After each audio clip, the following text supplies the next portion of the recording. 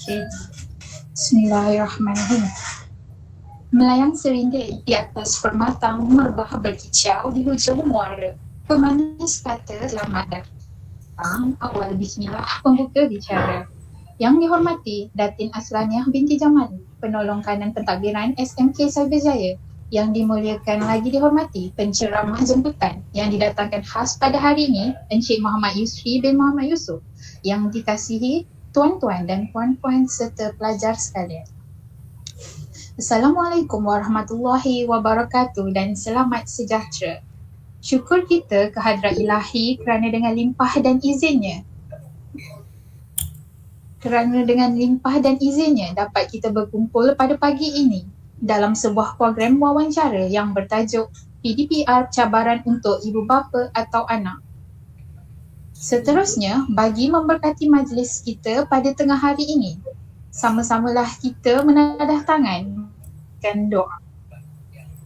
Majlis dengan segala hormatnya menjemput Imran bin Masjudi untuk mengetuai bacaan doa. Dipersilakan.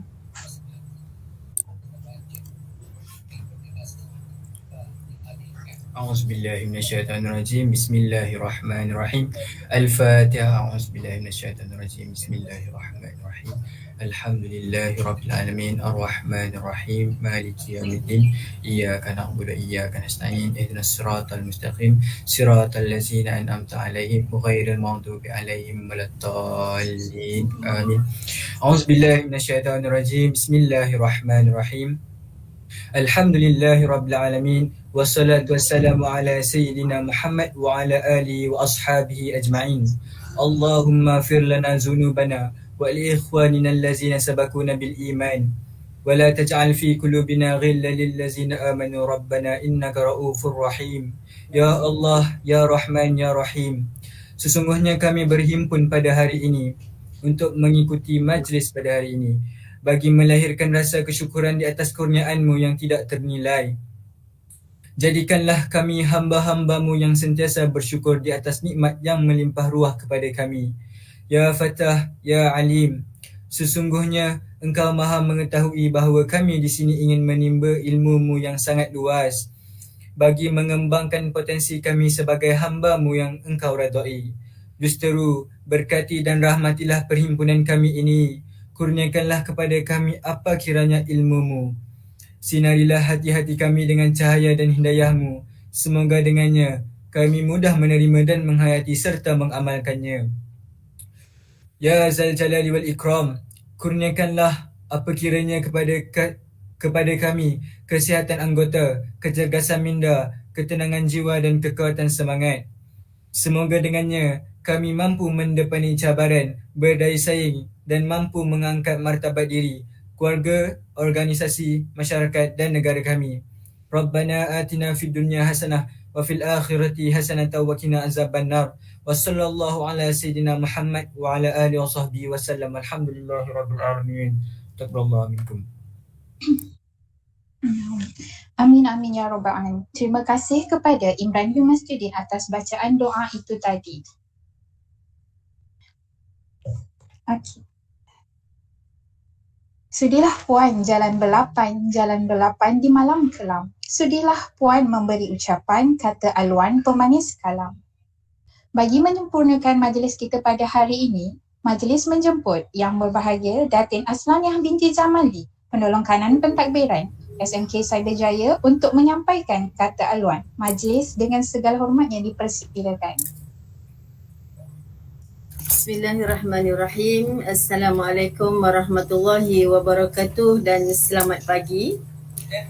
Terima kasih saudari pengurusi majlis yang dihormati penceramah jemputan kita Tuan Yusri Yusof, yang dihormati juga ibu bapa yang turut serta bersama-sama dengan kita pada pagi ini, barisan kaunselor SMK Cyberjaya yang begitu gigih berusaha memikir, merancang dan merealisasikan program pada pagi ini, guru-guru yang turut serta juga, dan tak lupa anak-anak yang dikasihi, yang diharap dapat memanfaatkan setiap sesi dan setiap program yang diatur oleh pihak sekolah dari masa ke semasa. setinggi-tinggi puji kepada Allah yang memberi kita kesempatan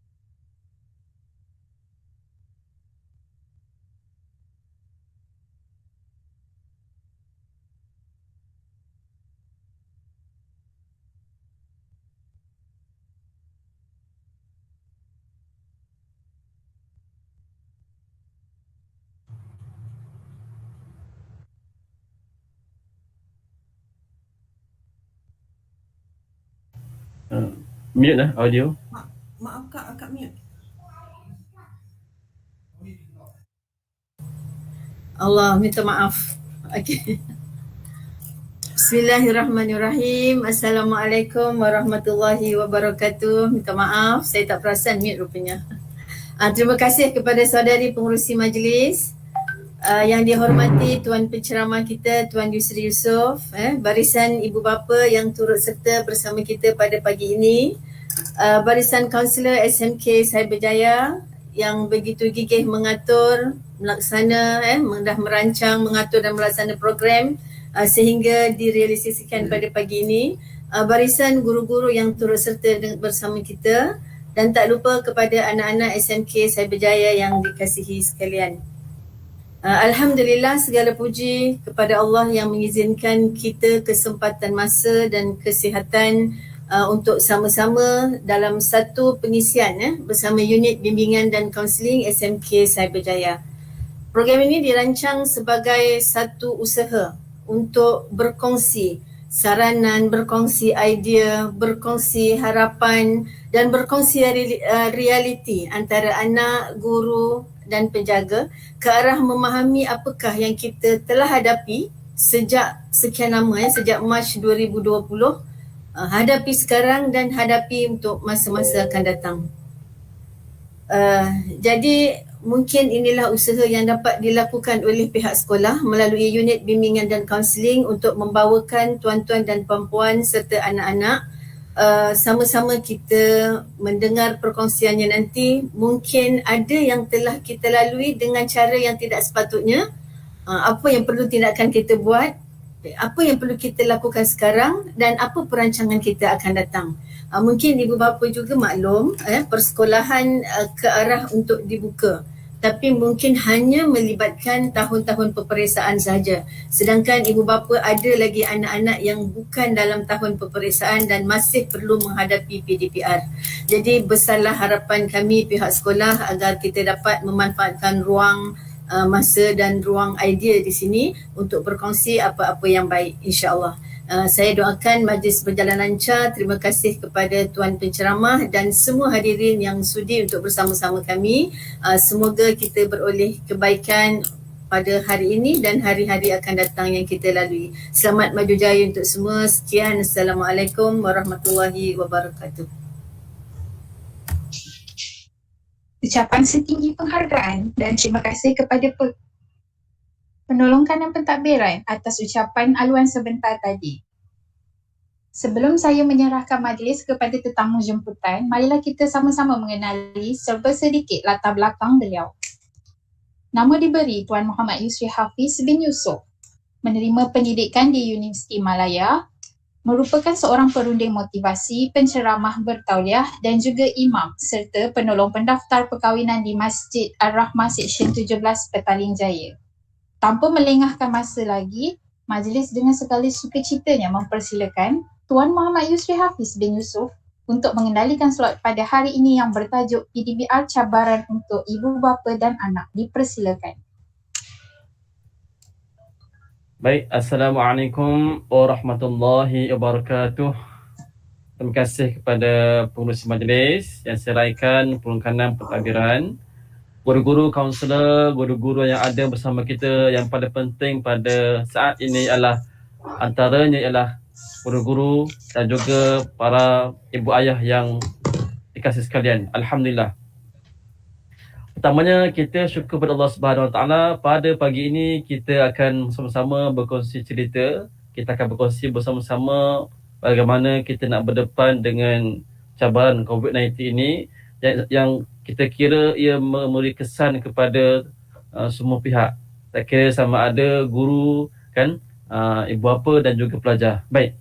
So hari ni kita tak nak kongsi macam nak buat PDPR. Itu yang lebih ma'ruf, yang lebih faham adalah pihak guru-guru, yang lebih memahami anak-anak ialah pihak ibu ayah. Baik, insyaAllah.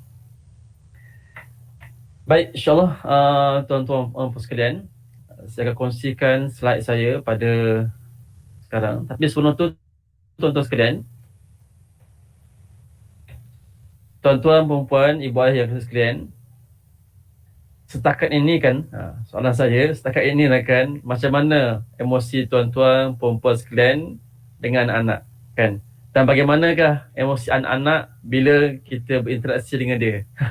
So, sekiranya emosi yang kita luahkan, yang kita luahkan kepada mereka saat sekarang ataupun kita luahkan kepada mereka sepanjang COVID ini memberi kesan yang baik pada anak, alhamdulillah. Sekiranya memberi kesan yang agak tak baik pada anak, kita perlu belajar sesuatu. Baik, so dan kadang-kadang tuan-tuan sekalian, kita banyak belajar daripada persekitaran dan banyak juga kita belajar daripada anak-anak kita. Baik.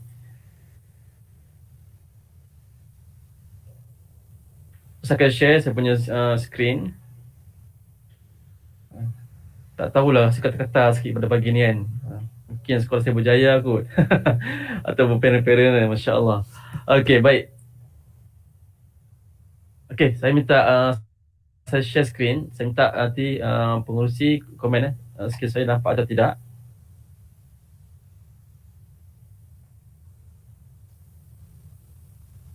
Nampak ke screen saya? Nampak Alhamdulillah. Masya Allah. Baik, tuan-tuan sekalian, waktu kita pandemik COVID-19 ini, kan, saya suka kongsi satu ayat Al-Quran. Satu ayat Al-Quran yang mana kalau tuan-tuan sekalian, perempuan sekalian rasa nak down, rasa macam tak tahan dengan rasa nak burn out ataupun tak tahan dengan ujian ataupun problem menimpa-nimpa, problem dengan adik-beradik, problem dengan anak kita, kita miscommunication dengan mertua kita, dengan mak ayah kita, kita rasa macam down sangat, saya syorkan tuan-tuan dan puan-puan sekalian, guru-guru yang ada, kita buka surah At-Taghabun ayat 11. Surah At-Taghabun ayat 11. Baik, iaitu yang maksudnya ialah surah At-Taghabun yang bermaksud tidak ada sesuatu musibah yang menimpa seseorang kecuali dengan izin Allah. Dan barang siapa yang beriman kepada Allah, nescaya Allah memberi petunjuk kepada hatinya dan Allah Maha mengetahui segala sesuatu. Dalam ayat ini, tuan-tuan, puan-puan sekalian, ada 3 mesej yang Allah nak sampaikan pada kita. Apa 3 mesej tersebut? Yang pertama ialah tidak ada sesuatu musibah yang menimpa seseorang kecuali dengan izin Allah. Maksudnya ialah setiap ujian yang menimpa kita semua berlaku dengan izin Allah. Atau secara mudah nak faham ialah setiap musibah yang datang pada kita memang Allah tahu. Memang Allah berikan pada kita. Atau yang paling mudah ialah ujian tak pernah salah alamat. Maksudnya ialah ujian yang datang pada kita memang tepat pada waktunya, tepat pada suasananya, tepat pada orangnya, tepat pada kemampuan kita, dan Allah berikan ketepatan musibah datang memang kena dengan keperluan kita.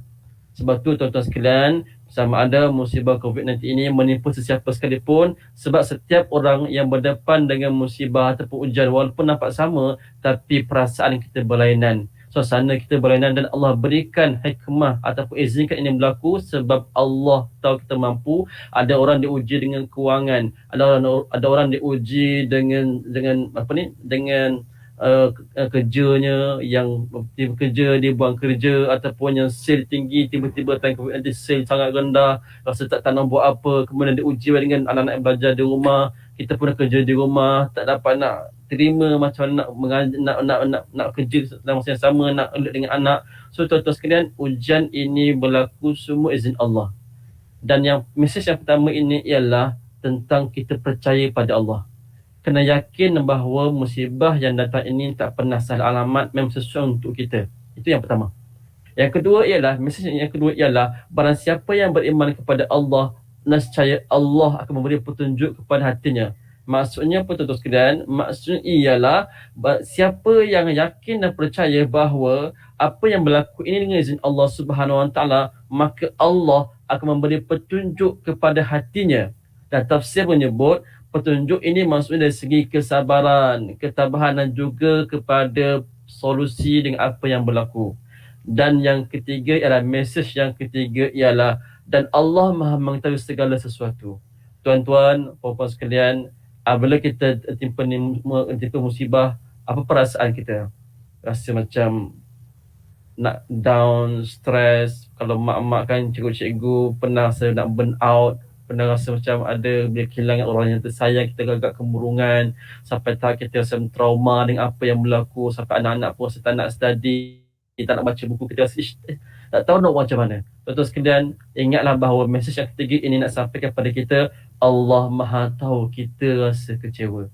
Allah Maha mengetahui kita ni rasa sangat tertekan. Allah Maha mengetahui kita rasa sedih, pedih, rasa tak tahu nak buat apa. Allah Maha mengetahui. Yang penting Allah minta apa, kena yakin musibah itu datang pada Allah, dengan izin Allah. Yakinlah pada Allah dan kena yakinlah bahawa Allah Maha tahu apa yang kita rasa. Boleh tuan-tuan sekalian? So tuan-tuan sekalian, maksudnya ayat ini nak mengajar kita supaya apa? Belajar untuk menerima. Betulkan mindset kita. Mindset pertama ialah musibah datang dengan izin Allah. Allah tak pernah zalim, tapi Allah nak uji kita dengan kesenangan dan juga kepayahan. Yang kedua, kita mesti ada percaya yakin pada Allah. Percaya yakin pada Allah, Allah confirm, ini janji Allah, Allah confirm akan bertunjuk pada hatinya dan Allah Maha mengetahui bagaimana perasaan kita. Mindset kan minda, ujian tak pernah salah alamat. Alright, okay, baik. So tuan sekalian, waktu PKP, baik. PKP, apakah PKP? PKP, yang ini yang saya letakkan ringkasannya. PKP apa? PKP ialah proses kemahiran pembelajaran. Mengapa saya meletakkan PKP ialah proses kemahiran pembelajaran? Sepanjang PKP pada awal Mac tahun lalu, pada saat ini, kita sebenarnya sedang belajar 3 perkara. Banyak lagi perkara, cuma saya highlightkan 3 perkara. Kita sedang belajar 3 perkara secara tak langsung, tuan-tuan, puan-puan sekalian, adik sekalian. Baik. Yang pertama apa dia? Yang pertama, kita sedang belajar secara tak langsung menguruskan masa. Cikgu sedang uruskan masa. Mak ayah sedang uruskan masa. Anak-anak pun belajar uruskan masa. Kita sedang belajar uruskan masa. Waktu solat kita, waktu kita nak kerja kita, waktu nak kita nak alert dengan PDP dan anak, waktu kita nak sediakan nak mula nak minta anak bangun, nak minta anak mandi, nak minta, semua kita perlu uruskan dengan betul. Dan anak-anak belajar secara langsung bagaimana nak uruskan diri sendiri. Mak ada kerja, ada yang nak pejabat. Kalau anak kena urus diri sendiri, mungkin ada anak yang masak sendiri, ada mak yang masak sendiri. Mak pula dalam masa nak pergi bangun pagi, dia fikir 10 perkara. Betul tak betul? Pertama, fikir sarapan. Yang kedua, anak-anak tak bangun lagi. Kemudian 10 perkara dia fikir. Kan dalam masa yang sama, kalau biasa mak-mak ni kan, ibu-ibu dia menyusun dia punya sequence. Dia punya plot kejadian waktu pagi. Yang pertama, dia siapkan diri dulu. Terus solat subuh, berzikir, bersyukur sikit. Kemudian nak pergi masak. Kemudian dia 10 perkara dia fikir dalam masa serentak. Dan kehebatan seorang ibu ialah dia boleh susun semua perkara dalam masa serentak. Dan siapa kacau dia pun jadual, insya-Allah daripada kucing dia menjadi singa. Daripada kucing menjadi singa. Betul tak betul? Okey, so terus sekalian menguruskan masa yang pertama. Yang kedua ialah waktu PKP ini, tuan-tuan, puan-puan sekalian, waktu COVID-19 ini, kita sedang belajar secara tak langsung untuk menguruskan emosi kita. Betul tak betul? Kan? Maksudnya waktu PKP ini kita sedang belajar uruskan emosi. Kita diberi banyak pilihan sebenarnya.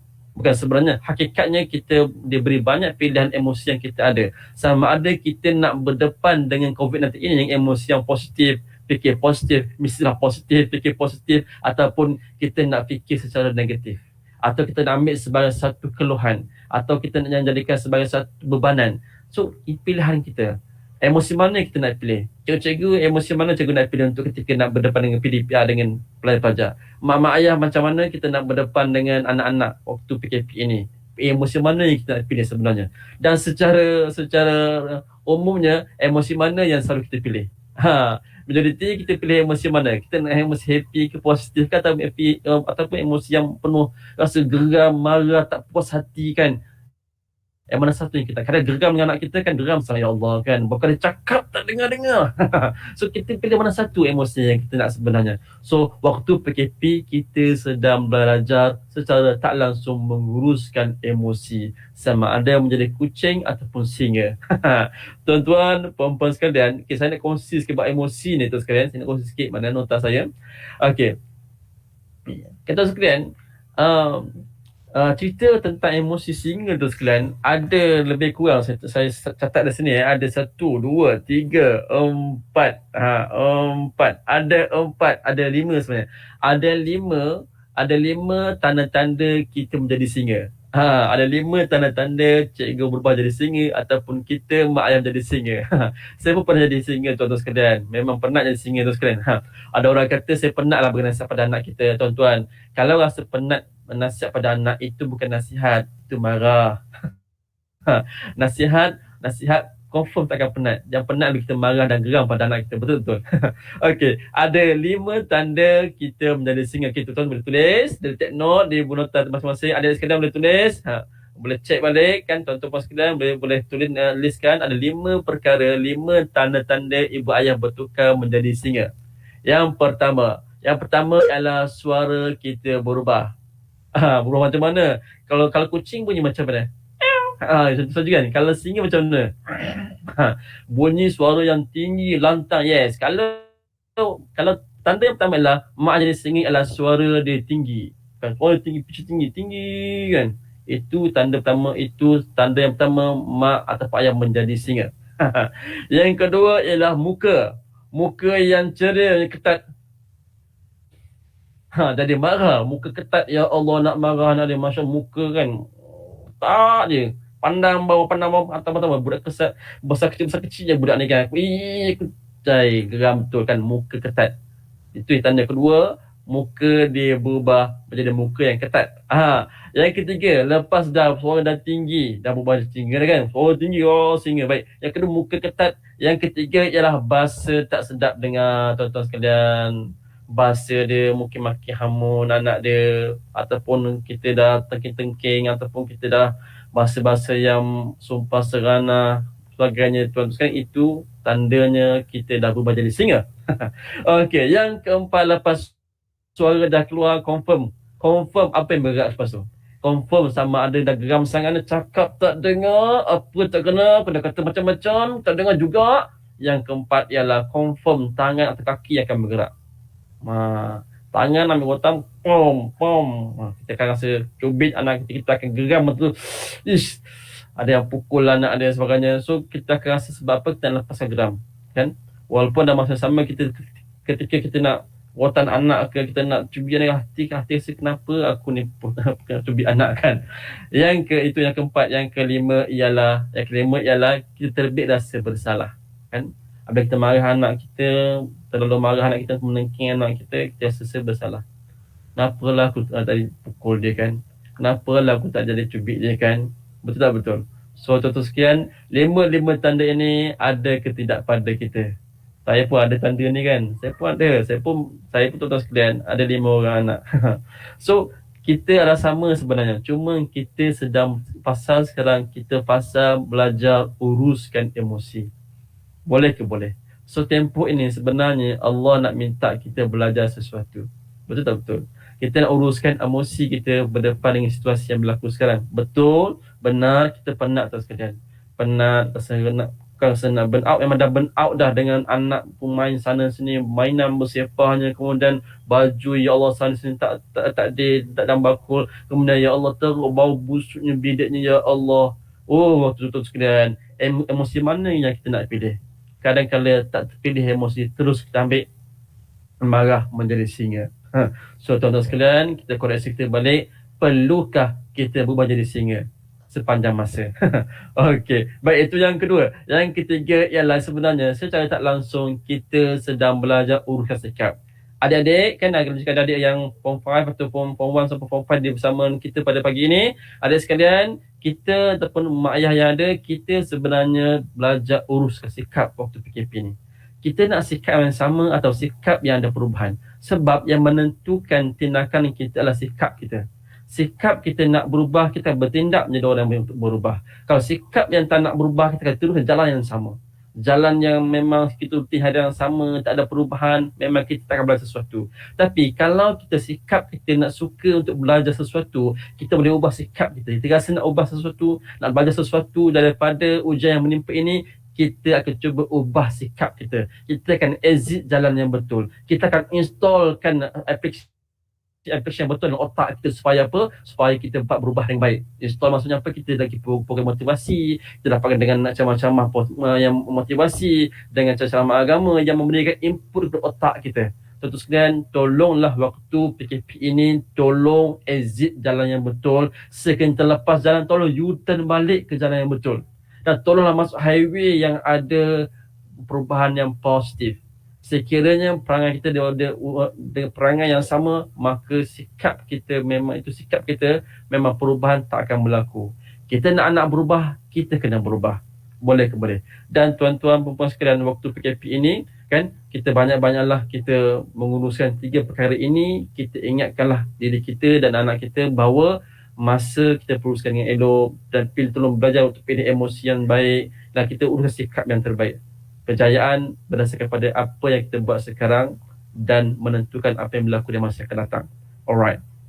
Baik, tuan-tuan, puan-puan sekalian, pagi ni tuan sekalian, saya nak kongsi cerita pasal katak ni tuan kan. Kita buka audio sikit kan. Pak sunyi semacam je kan. Alright, kita audio sikit. Baik tuan sekalian, tuan-tuan boleh tengok gambar katak ni kan. Apa pandangan tuan-tuan sekalian tentang katak ni? Apa yang berlaku pada katak ni tuan-tuan sekalian? Nampak tak nampak? Mungkin kaunselor, guru kaunselor kita mungkin pernah nampak gambar ni kan, di mana-mana, sama ada ketika dalam YouTube ke ataupun di Google Image atau di mana sahaja. Pernah nampak gambar ni cikgu? Okay, baik tuan-tuan sekalian. Okay, alright. Okay, tuan-tuan sekalian,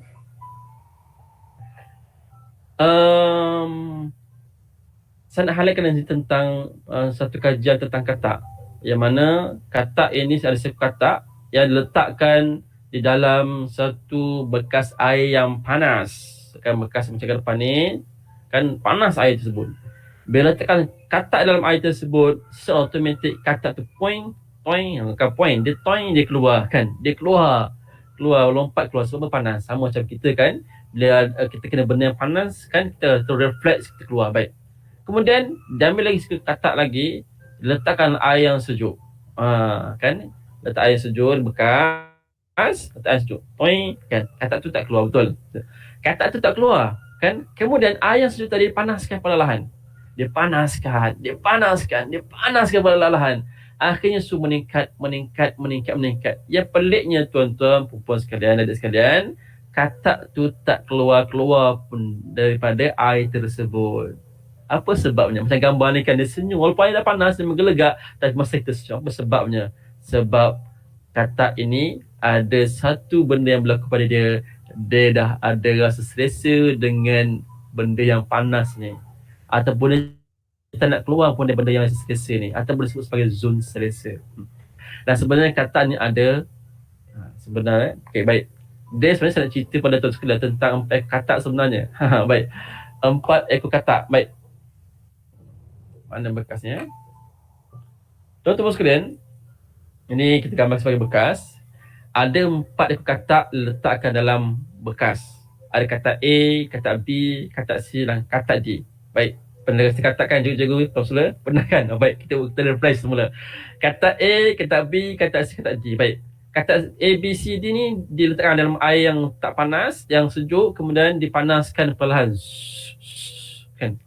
Tak lama kemudian, ketika suhu makin meningkat, tiba-tiba tuan-tuan, perempuan sekalian kan, tiba-tiba kan, katak lompat keluar kan. Yang melompat keluar itulah katak A. Katak A dia keluar cepat-cepat. Sebab apa? Dia rasa tak selesa dengan suasana yang perubahan berlaku. Apa dia sebut, dia kata aku kena keluar daripada tempat ini, kena pindah tempat yang lain. Kena pindah tempat yang lain. Maka katak tu dia keluar. Okey.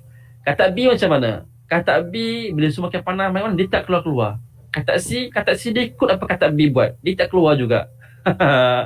Kata D macam mana? Kata D nanti last saya kongsikan. Kata D ni special sikit. Alright. So, kata B, kata C tak keluar-keluar tuan-tuan sekalian. Apa sebab tak keluar? Sebab dia rasa selesa dengan air yang makin panas. Panas dia senyum je.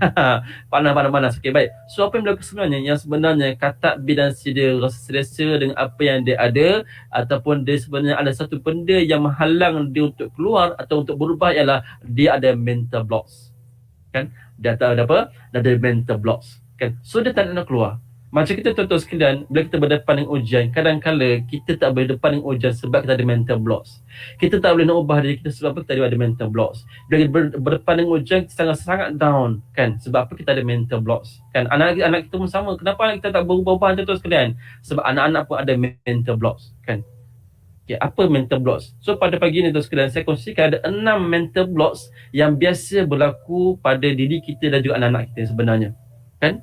Dan sebenarnya mental blocks ini berpunca daripada pengalaman lampau, benda lama dalam hidup kita tapi tersimpan sampai sekarang. Baik, yang pertama apa? Yang pertama ialah tuan sekalian, mental blocks yang pertama ialah kita pernah tak menjadi mangsa dilabel atau dibanding-bandingkan dengan orang lain.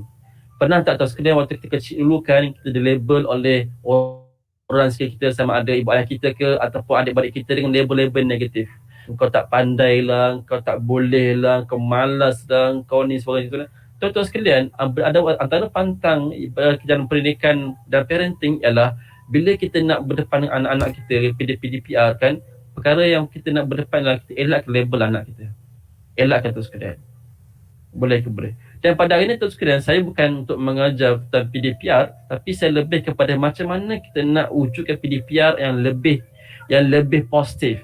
So, antaranya kita kenalah tak ada mental blocks. Kerana kalau kita nak berbuat positif tapi kita label, tapi kita ada mental blocks yang menghalang kita untuk lakukan perubahan. Yang pertama tuan sekalian, label atau dibanding-bandingkan. Tuan-tuan sekalian, pernah tak dulu kita label pertama tadi? Yang kedua, pernah tak kita dibanding-bandingkan dengan kakak kita ke, dengan adik kita ke, dengan sebelah ke, dengan saudara yang terdekat, dengan kawan kita ke, dibandingkan result kita dengan orang lain. Kenapa kawan tu okey, kau tak okey? Kan? Ni, adik dapat 4A. Awak satu A je. Apa ni? Kita pernah tak dibanding kita tuan-tuan sekalian? Dululah kan masa kita sekolah rendah. Sama juga tuan sekalian, bila kita label atau dibanding-bandingkan, apa perasaan kita? Atau pernah tak kita dibanding-bandingkan kita dengan parent lain? Ayah lain okey je, kenapa ayah tak okey? Itu deep tu memang kena budak ni kan macam tu kan. Tuan sekalian, apa perasaan kita, apa kita dilabel atau dibanding-bandingkan dengan orang lain?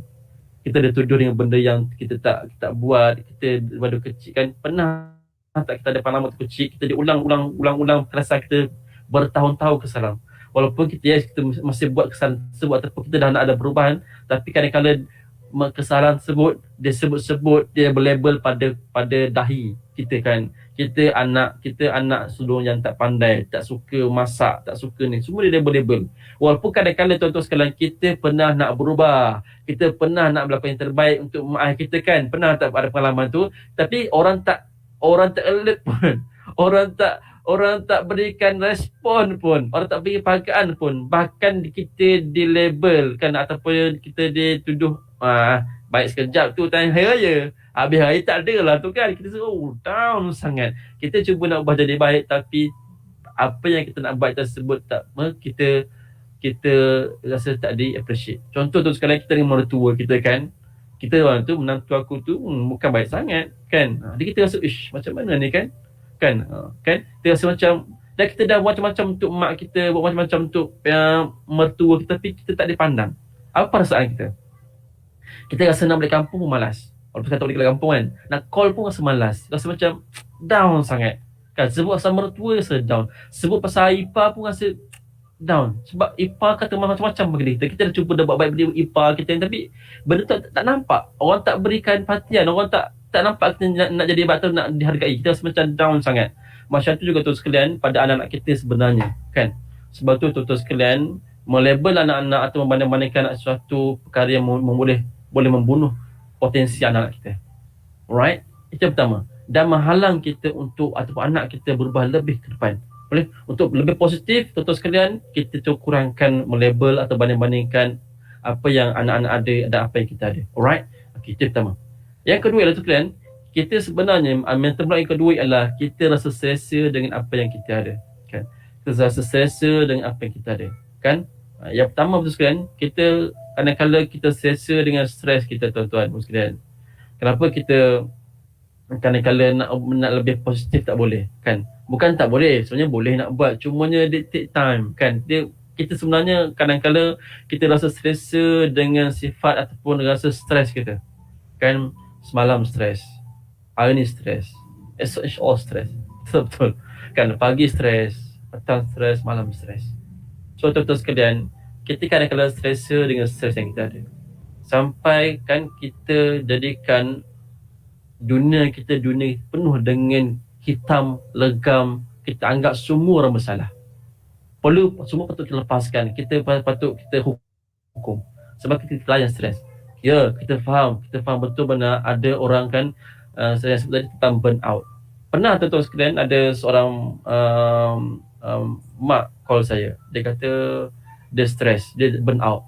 Dia call saya pukul berapa waktu pukul 9 hingga 10 malam. Dia call saya, dia WhatsApp saya kata, Ustaz Isri, saya masa burn out. Sebab apa? Suami dia kena kuarantin di hospital. Dia pun positif COVID. Suami kena kuarantin di hospital. Dia kena kuarantin kat rumah dengan anak-anak dia. Anak-anak dia semua negatif. Cuma bila dia positif COVID, cuma dia bila kat rumah seorang-seorang tanpa suami ni, tuan-tuan sekalian, dia rasa macam sangat burn out. Anak pertama dia okey sikit, anak kedua tu ya Allah, anak kedua lompat sana lompat sini, dia punya ya Allah hyperaktif, ya Allah kan aktif, dia buat tumpah air manis atas kapet, ya Allah, mumam bersepah. Tuan-tuan rasa macam mana? Tuan rasa macam stres tak stres? So apa nak buat? Waktu tu saya pun saya panggil isteri saya kata, yang tolong cakap dengan kontak cikgu, kontak dengan parent ni, dengan ibu ni. Isteri kontak dengan ibu ni, cakap sembang. Tuan-tuan sekalian, waktu kita layan stres kita perlukan seseorang untuk kita berkongsi. So kalau kita rasa stres, tuan-tuan sekalian, jangan rasa stres dengan stres maksudnya kita layan stres kita. Layan sampai suku sakit buruk, dunia macam kelam, semua macam rasa petir, guruh, tak ada langsung matahari yang bersinar. Terus kalian tolong cari seseorang yang boleh bantu kita memberikan solusi ataupun mempositifkan emosi kita, dan elakkan mencari batu api. Elakkan, itulah engkau kat rumah sangat kan, tu kat rumah sangat kan, anak-anak macam tu kan, kau pukul jangan tu, kau cubit seseorang tu biar dia tak faham, mak dia penat. Tuan-tuan sekalian, cari orang yang berikan solusi, bukannya batu api. Dan alhamdulillah tuan sekalian, selepas hampir sejam cakap dengan isteri saya kan, dia dah cool down sikit kan, dia rasa macam terkawal sikit. Kemudian dia kata dia dah boleh kawal keadaan kan, dia boleh. Dan sekalian, waktu kita stres, sebab apa kita stres? Sebab kita menanggung stres kita masih lama. Tuan-tuan, puan-puan sekalian, adik sekalian, kan, tuan-tuan nampak tak bekas ni kan? Bekas ni ini bekas yang kosong, tapi kalau letakkan air dalam bekas ini, tuan-tuan, puan-puan sekalian, kan, letakkan air dalam bekas ini, letak air, kemudian tuan-tuan perempuan rasa saya boleh pegang kan mangkuk ini berapa lama? Paling lama berapa? 1 minit boleh? Boleh, tak ada masalah. 5 minit insya-Allah boleh. Setengah jam mungkin berat tu. Kalau 2 jam, lenguh tangan saya kena macam ni. Kalau 1 hari, macam ni saya kena tongkatkan bekas ni. Kalau berhari-hari, dah sebulan, tak larat. Kalau 5 bulan, confirm tak larat. Setahun, lagilah Aiman nak meninggal. Sebab tu sekarang apa solusi nak buat untuk hilangkan rasa penat tersebut? Perlu letakkan tu sekarang. Letakkan bekas tu ke bawah. Kita rasa ada tak bekas tu masih ada, tapi kita rasa macam mana? Lega. Rasa lega, rasa macam tangan serehat sikit. Tuan-tuan sekalian, saya umpamakan dengan stres yang kita ada. Kadang-kadang tuan sekalian, kita simpan stres lama. Bertahun-tahun simpan stres tu. Sebab apa nak buat tuan sekalian? Bila simpan sangat lama stres tersebut, kita akan rasa terbeban. So nak macam mana? Let go. Tolong lepaskan ke bawah. Letak ke bawah. So tuan-tuan, stres yang kita ada yang burn out tu, saya sebut pada isteri, kita pesan kat mak tu, tolong belajar untuk let go. Let go lah anak siapa, let go. Terimalah anak memang siapa. Anak suka tu let go. Okay, masa tu ada. Sekarang ialah fasa apa? Fasa untuk tenangkan diri. Tarik nafas, balik istighfar, tenangkan diri, kemudian buka mata, lihat bahawa anak-anak itu ialah yang Allah berikan pada kita. Kita perlu uruskan, dan anak ujian untuk kita. Waktu tolong lepaskan, let go problem yang ada. Memang anak-anak suka macam tu perangai dia. Sebab tu sekadar ni kita ke PDPDR, apa nak buat? Kalau macam tu stres dengan anak kita kan. Tak nak study, nak SPM, tak nak dah buka buku, tak nak dah banyak main game sebagainya, stres. So how? Kita yang pertama adalah kita bukan lepaskan masalah, kita bertenang sebentar. Okay, anak kita macam tu. So bila kita dah let go, kita dah tenang, kita akan cuba cari solusi yang terbaik. Kita akan cuba mencari apa yang aku perlu buat. Boleh ke boleh? Okey, so sekalian, pesan saya sebagai tuan-tuan ada stres yang panjang, let go. Lagi lama tuan-tuan memegang stres tersebut ataupun rasa problem yang berat tersebut, dia akan menyebabkan kita membazirkan masa. Kita bazirkan masa pegang stres yang terlalu lama. Kita pegang lama, marah pada orang, rasa dendam pada orang, tuan lepaskan, let go. Rasa iri hati pada orang, let go. Sebab dia mentoksikkan otak dan hidup kita. So tolong tuan sekalian, lepaskan dan cuba belajar untuk menerima apa yang berlaku. Boleh ke boleh? Boleh. Waktu COVID-19 tuan sekalian, kita belajar untuk menerima. Ada dua M yang perlu belajar. M yang pertama ialah kita belajar menerima. Okey, nanti saya kongsi pada yang seterusnya. Okey, yang ni. So, yang kedua ialah rasa selesa dengan apa yang kita ada. So, tolong ubah. Orang yang kita nak orang yang nak berubah, tolong fikir apa yang terbaik untuk kita. InsyaAllah. Baik. Ini yang kedua. Yang ketiga ialah apakah mental pula ketiga ialah kita ada pengalaman lampau. Kita ada pengalaman buruk tuan-tuan sekalian. Tuan-tuan sekalian, kadang-kadang apa sebab kita tak pernah nak berubah, tak jadi mak yang positif atau ayah positif, kita sebab kita ada pengalaman lampau. Kita banyak melihat pengalaman lampau. Sehingga kita hukum semua orang tuan-tuan sekalian. Tuan-tuan, puan-puan sekalian, saya akui dan kita akui bahawa setiap orang confirm akan ada kisah silam masing-masing. Tak kira siapa dia, seorang guru, seorang siapa bekerja apa saja, seorang mak, seorang ayah, kita ada pengalaman buruk kita. Sampai kita ingat sampai sekarang. Pengalaman buruk tersebut sampai sekarang kita tak pernah cerita pada orang, yang kita simpan sampai sekarang, kita genggam hati kita. Tuan-tuan, sampai setahap ada orang yang trauma. Ada yang trauma dengan pengalaman lampau. Ada yang trauma dengan peristiwa yang pahit. Ada orang yang trauma dengan apa yang berlaku dari masa yang kecil dulu. Sampai sekarang dia simpan. Ada yang trauma dengan seseorang. Dia rasa benci sangat orang tu. Dia simpan sampai sekarang. Dia benci sangat dengan mak ayah dia. Sebab ada pengalaman lampau yang berlaku hidup dia, menyebabkan dia benci pada mak ayah. Dia marah sangat mak ayah dia. Dia marah pada pakcik-pakcik dia. Ada pengalaman lampau. Kan? Ada yang pada pengalaman lampau hidup dia tak boleh dengar sesuatu lagu sebab ada pengalaman lampau yang mengusik jiwa dia. Dia ingat pada mak dia, ingat pada ayah dia kan. Tuan-tuan puan sekalian, kan, hidup kita ni bila ada pengalaman lampau, pengalaman buruk, tuan-tuan sekalian, apa perlu buat ialah kita perlu belajar untuk let go. Ya, betul, benar, bukan senang nak let go, tapi kadang-kadang kita perlu belajar untuk let go. Boleh ke boleh? Dan tuan-tuan sekalian, orang hebat tuan-tuan sekalian, orang hebat itu ialah orang yang bukan orang hebat itu, orang hebat, orang yang ada pengalaman lampau. Orang yang hebat ada kisah sebaliknya. Orang hebat ada kisah silam masing-masing. So tuan-tuan sekalian, pengalaman lampau ni yes, menyebabkan kita rasa menangis kan. Hari-hari kita menangis, kita ingat benda yang sama. Dan bila kita nampak anak kita, kita nak hukum benda-benda yang sama. No tuan sekalian, elak-elakkanlah. Betul benar tuan sekalian. Tapi kadang-kadang tuan sekalian, pernah tak pengalaman lampau mengajar kita sesuatu?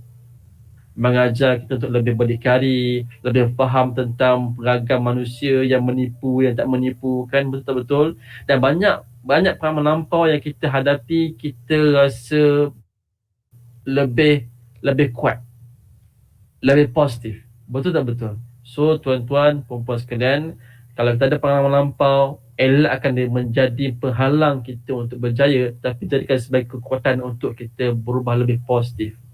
Kan, saya faham tuan sekalian, kadang-kadang kita menghukum anak kita kan dengan pengalaman lampau yang kita ada. Tuan-tuan sekalian, pengalaman kita mungkin ada pengalaman, anak kita pun ada dia punya situasi dia. Tuan-tuan sekalian, elakkan ukuran lama kita mengukur anak kita. Kan? So tuan-tuan sekalian, untuk berubah lebih positif, kan, kita teruskan ke depan dan fikir secara positif. Pengalaman lampau, semua ada pengalaman lampau, tapi kita ambil positif. Orang hebat memang perlu melalui kesedihan. Orang hebat perlu rasa kesedihan, perlu rasa kepedihan, perlu rasa kekecewaan, perlu rasa disakiti, perlu rasa ditinggalkan, perlu rasa ditipu. Sebab orang hebat tidak akan buat perkara yang sama pada orang lain, sebab mereka belajar sesuatu dari peristiwa lampau. Boleh ke tuan-tuan sekalian? Baik. Itu kemudian yang keempat. Yang keempat adalah mental blocks. Yang keempat adalah kita salah menilai apa yang kita ada. Kita salah menilai apa yang kita ada sebenarnya. Kita salah menilai apa yang kita ada. Apa yang kita ada, apa yang kita ada ialah kita ada keluarga kita. Tuan-tuan, puan-puan sekalian, kan, bila kita cek balik dalam family kita ada siapa? Kita ada pasangan kita, kan, ada suami, ada isteri, ada anak-anak kita. Kadang-kadang tuan-tuan sekalian, kan, kita salah menilai apa yang kita ada. Kita salah anggap pada suami kita. Kita salah menilai pada anak kita. Sebab tu tuan sekalian, bila kita salah anggap, salah menilai apa yang kita ada, komunikasi kita dalam rumah tangga kita tak jadi bagus, buruk. Kan? Buruk sangat. Kita bila suka bersangka buruk pada orang yang di sini kita, menyebabkan hidup komunikasi dalam rumah tangga kita rosak. Rosak, sistem tu rosak. Kita rasa nak bad mood, rasa nak marah-marah, rasa benci, tak nak maafkan sebagainya tuan sekalian. Dengan anak perangai macam ni, kita ada terima. Ya Allah, macam mana ni kan? Kau orang nak belajar macam ni, kau orang nak. Kita rasa macam, kita kemudian dengan suaranya, kita sumpah serana, kita kata bodoh, bangang, sebagainya, perkataan yang tak elok, makin hama sebagainya tuan sekalian. Itu adalah tanda komunikasi tak sihat dalam rumah tangga kita. Maka tuan-tuan sekalian, kan, dalam rumah tangga kita, kita ada anak-anak. Suatu sekalian ni, ini yang baru belajar 2M. Tak ada silap tadi. Apa benda nak belajar 2M ni? M yang pertama ialah tuan-tuan sekalian, kita belajar menerima. Menerima apa tu sekalian? Kan? Nak pastikan sistem pendidikan kat rumah di rumah berlaku dengan cantik dan bagus adalah yang pertama, belajar menerima.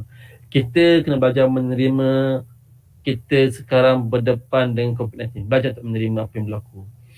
Tak nafas, aku terima apa yang berlaku, menerima berlaku. Dan kita menerima, kita bekerja di rumah mungkin. Sekarang mungkin bekerja pejabat. Kita sebagai cikgu pun banyak benda kena fikirkan. Hal rumah lagi, hal sekolah lagi kan. Lepas tu nak buat penilaian lagi, nak buat program. Banyak benda otak.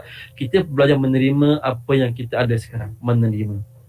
Bila kita belajar menerima, kita sedang belajar untuk uruskan emosi kita. Boleh ke boleh? InsyaAllah. So tuan-tuan, puan-puan sekalian, kita perlu belajar menerima apa yang berlaku. Orang yang belajar menerima untuk berlaku, dia sedang positifkan emosi dia. Dia sedang belajar untuk uruskan emosi dia. Kita perlu menerima itulah suami yang kita ada sekarang. Betul tu sekalian. Kadang-kadang bila kita komunikasi kita tak elok dengan pasangan kita, anak-anak kita jadi mangsa. Betul tak betul? Kita berserabut dengan PDPR yang ada. Kita serabut dengan kerja yang kita ada. Sebab apa? Kita ada masalah komunikasi dengan pasangan kita. So tolong terima itulah suami kita yang kita ada. Tolong terima itulah isteri kita yang kita ada. Dan kena menerima bahawa isteri dan suami kita memang ada kelebihan dan ada kelemahan. Kita pun sama, mesti menerima diri kita pun ada kelebihan dan kelemahan. Dan mesti menerima bahawa anak kita tak perfect tuan-tuan sekalian. Anak kita sedang dalam proses untuk belajar. Kita siapa? Kita sedang belajar untuk mengajar anak kita. Kita pun sama, kita sedang proses belajar untuk mengajar anak kita. Sebab apa? Kita adalah guru kepada kehidupan anak kita. Kita pun perlu menerima, settlekan komunikasi dengan sepasang kita. Penerima itu suami aku, ya Allah. Ya Allah, inilah isteri aku, ya Allah. Aku ada kelemahan, ya Allah. Kan? So, tuan sekalian, bila kita belajar untuk menerima, kita akan belajar untuk positifkan diri dan cari jalan solusi. Dan kita kena terima tuan sekalian, anak kita lain, anak lain perangai tuan sekalian. Jangan sama-sama nak sama ratakan anak. Kalau sama ratakan semua anak kita, kita zolim. Zolim tu apa? Tidak meletakkan sesuatu pada tempat yang haknya. So tuan sekalian, anak kita ada 4 orang, 4 beza perangai. Ada yang lebih visual, ada yang lebih auditory, ada yang lebih kinestetik, ada yang lebih spiritual. Yang ni kena kongsikan. Nak kongsi tak benda ni? Saya kongsikan sekarang. Tuan-tuan sekalian, anak kita ni, kita manusia ada 4 dominan dia punya karakter dia. Yang pertama, ada yang lebih pada visual. Daripada visual. Kan visual. Visual adalah dia banyak belajar dengan melihat. Dia cepat tangkap mesej dengan melihat. Dia cepat tangkap sesuatu benda dengan melihat. Ini orang yang visual. Orang yang visual biasanya dia bercakap cepat. Dia cakap dulu baru fikir dulu. Itu orang visual. Kan? Baik. Yang kedua ialah orang yang auditory. Anak kita mungkin auditory atau pasangan kita mungkin auditory. Auditory ni macam mana? Auditory ni ialah dia belajar, kalau visual tadi dia kuat mata. Kuat mata. Orang auditory ialah dia kuat dengar. Kuat telinga. Dia banyak belajar dengan mendengar. Kalau anak kita PDPR kan, dia tak ada skrin, dia dengar je. Dia lukis. Kita marah. Adik kenapa ni? Tengoklah cikgu ajar tu. Dengar. Tengoklah ya. Dan anak ni dia belajar dengan dia dengar. Kalau dia tengok dia tak selesa. Dia sekejap dia tengok balik. Dia lukis ke dia duduk diam ke, tapi dia dengar. Biasanya anak auditory dia banyak tangkap dengan dengar. Kalau dalam kelas tu cikgu-cikgu sekalian cikgu-cikgu yang ada dalam kelas kan, ada anak-anak tu dia punya mata je. Punya mata macam tak dengar je kan. Tapi dia tangkap dengan dengar. Kan? Boleh bertangkap dengan dengar. Kan? So itu yang auditory. So anak auditory ataupun pasangan yang auditory dia banyak dengar. Dan anak yang auditory percakapannya lebih teratur. Dia fikir dulu baru cakap. Itu anak auditory. Okey. Yang ketiga anak yang kinestetik. Anak yang kinestetik ni tuan-tuan sekalian, ketika PDPR dia tak lama dengan meja tu. Dia rasa sana, rasa macam tak selesa. Dia tak boleh PDPR lama-lama. Dia tengok dia tak selesa, macam dia rasa macam nak keluar, boring lah. Dia minta maaf cikgu saya minta maaf. Mungkin cikgu tu mungkin tak ada buat aktiviti atau sebagainya. Dia lebih suka, dia cepat boring. Anak yang kinestetik dia suka untuk bergerak.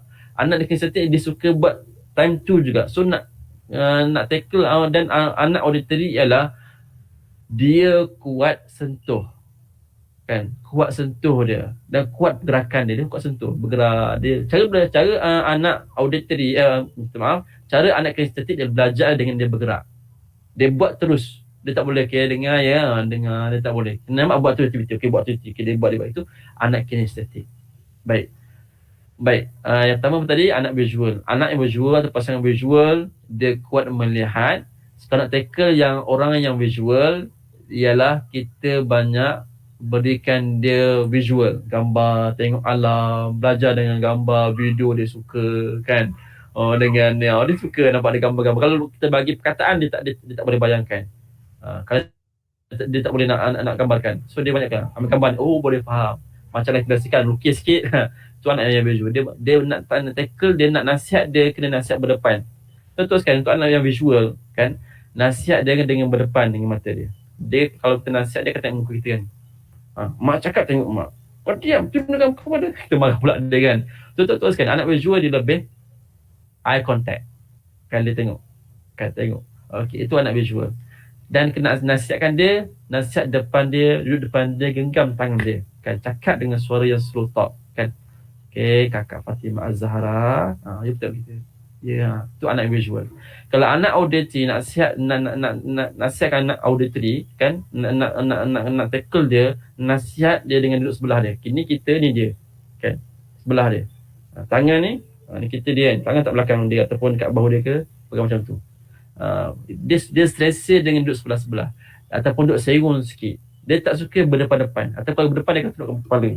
Mak cakap ni, ayah cakap ni, ketua kepala, tengok muka ayah ni tengok muka ayah ni, ayah garang ni kan. Anak auditory tak suka tengok muka. Dia suka tunduk bawah dan dia tak rasa selesa. Dia lebih suka duduk sebelah-sebelah. Baik, itu anak auditory. Anak yang kinestetik, dia banyak sentuh. Dia kuat sentuh. Auditory ni kan dia lebih pada sentuhan. Dia banyak sentuhan, dia banyak peluk dia. Kan dia aktif sana sini, dalam sana dia banyak sentuhan, pelukan. Berikan dia sentuhan, layan dengan tangan. Sebab tuan-tuan, tangan tuan-tuan sekalian ni ada power. Power iaitu power sentuhan. Sentuhlah anak kita sebaik yang mungkin dengan doa. Boleh ke boleh. So nak tackle anak kinestetik, banyakkan sentuhan dan banyak peluk dia tu sekalian. Okey, ada anak yang keempat sebenarnya. Yang keempat, jenis keempat ialah anak yang spiritual. Anak yang spiritual lah anak yang lebih kuat jiwa. Suka cakap dalam, suka bermenolok. Kalau kita yang suka menolok nanti, itu orang yang ada ciri visual. Mungkin dia ada cara nak kenal anak yang visual, auditory, kinestetik ataupun spiritual. Cuma saya sebut ni secara umum, mungkin tepat, tepat atau mungkin kurang kena dengan anak spiritual atau keren. Cuma ni kebiasaannya begitu. Anak spiritual dia lebih suka kalau nak tackle dia tu maklumat yang betul. Maksudnya anak yang spiritual ni dia suka dapat info yang penuh baru dia bertindak. Okey, Kak Long, tolong ambil baju tadi, letak dekat bilik, tepi sekali. Kemudian lepas letak baju tu datang pada mak. Oh, arahan diterima, arahan penuh diterima, dia akan buat tu. Kalau tak bagi info yang penuh walaupun dia blur. Macam mana nak mak? Yang tu kau tak tahu juga. Hari-hari mak. Tak tahulah mak. Oh, kalau anak macam tu kita kena step and by step. Sebab tu kita perlukan seorang mak atau ayah yang menerima iaitu anak kita macam tu. Boleh ke boleh? Alright. Okay, tu terus kedan. So, empat-empat ni maksudnya setiap orang sebenarnya bukan dia tak ada lain, cuma yang lebih dominan. Contoh ada anak dominan dia visual, ada anak dominan dia adalah auditory, ada anak dominan dia kinesthetic, ada anak dia dominan dia spiritual. Alright, terus kedan. Baik, terus kedan. yang pertama apa tadi? Menerima bahawa anak kita ada berbagai rakam, berbagai cara nak tackle dia. Kena faham macam tu. Boleh ke boleh? Tak sama. Dan kena menerima yang ubah anak kita, yang ubah anak izin Allah Subhanahu Taala. Kita hanya ikhtiar saja tuan-tuan sekalian. Kala-kala kita bila letakkan anak boleh kena berubah sebab kita jadi stres. Betul-betul. Itu M yang pertama, belajar menerima. M yang kedua adalah tuan-tuan sekalian, tulis dalam nota tuan-tuan sekalian, adik-adik sekalian tulis, kita perlu belajar untuk menyesuaikan diri.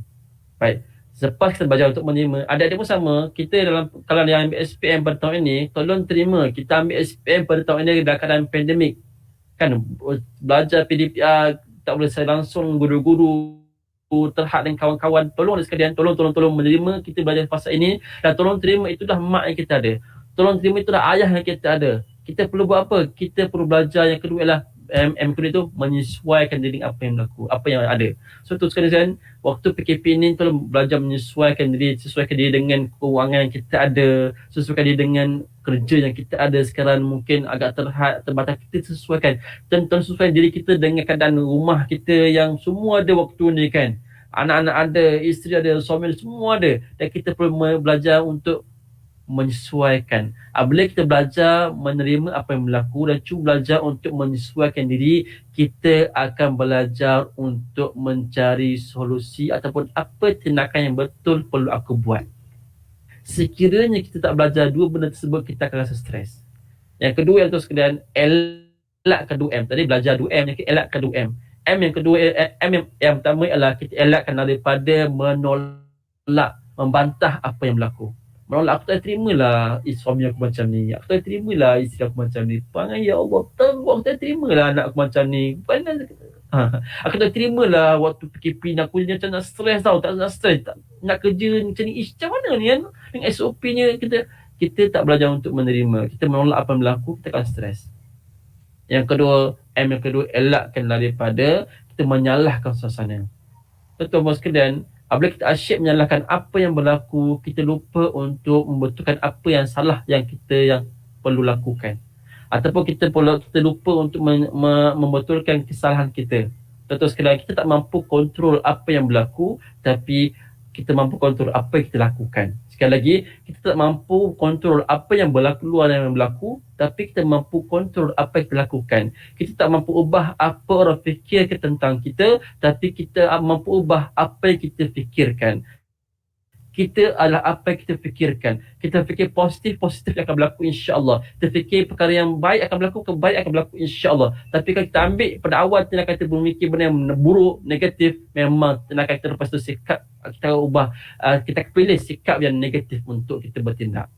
Boleh contoh sekalian, pesan saya pada diri saya dan tuan-tuan pembawa sekalian, jom kita hargai keluarga kita dengan lebih baik. Terima mereka seadanya, terima suami kita seadanya, terima anak kita seadanya, terima isteri kita seadanya, dan kita akan belajar untuk berkomunikasi dengan lebih baik insya-Allah. Amin. InsyaAllah. Baik, yang kelima ialah apa sebab kita tak boleh ubah, sebab kita ada sikap aku dah tahu, aku sudah tahu, iaitu kita sombong sebenarnya. Kesombongan adalah kita menolak kebenaran, merendahkan orang lain. Kau jangan nasihat aku lah, aku tahulah, aku ayah dia. Kan aku ayah dia, kau jangan nasihat aku lah, aku tahu. Kan kau siapa? Kata sekalian, sombong. So tu sekalian, elak sifat sombong. Sebab sombong lah mental blocks yang menghalang kita untuk berubah. Kan? Menghalang kita. Walaupun siapa yang nasihati kita, itulah nasihat yang baik, maka terimalah. Walaupun orang tersebut pernah buat banyak masalah ataupun buat banyak kesalahan. Terimalah nasihat daripada isteri kita. Terimalah nasihat daripada suami kita. Dan kadang-kadang kita banyak belajar daripada anak kita kan. Jangan kata, engkau, ni ayah, kalau anak tau. Jangan cuba nasihat abang Abi.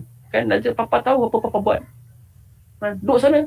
Dia berbuat sama nasihat orang. Teruskan sombong tu sekalian. Elakkanlah. So, ada ego yang ada tolak E ke tepi, kekalkan G and O. G apa maksudnya? Go on. G, go. O ialah on. Go on. Move on. Bangkit. Never give up. Never stop doa. Do the best.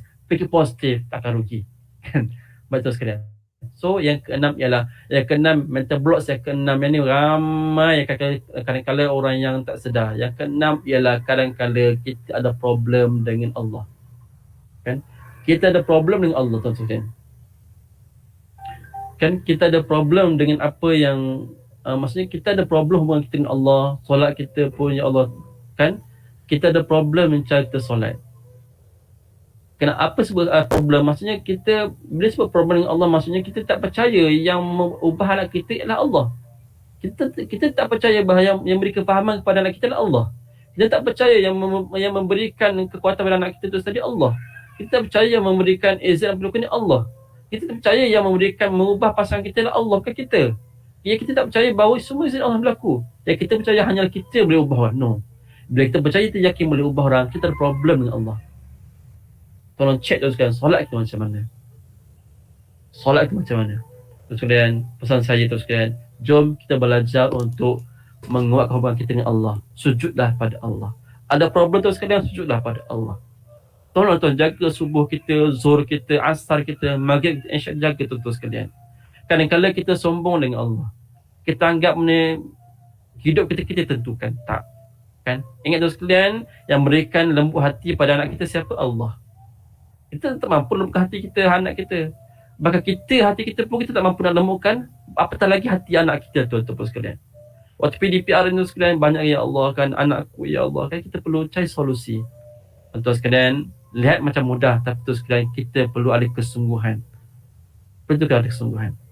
Bila tuan-tuan sekalian, insya-Allah doakan yang terbaik, doakan mereka yang terbaik insya-Allah.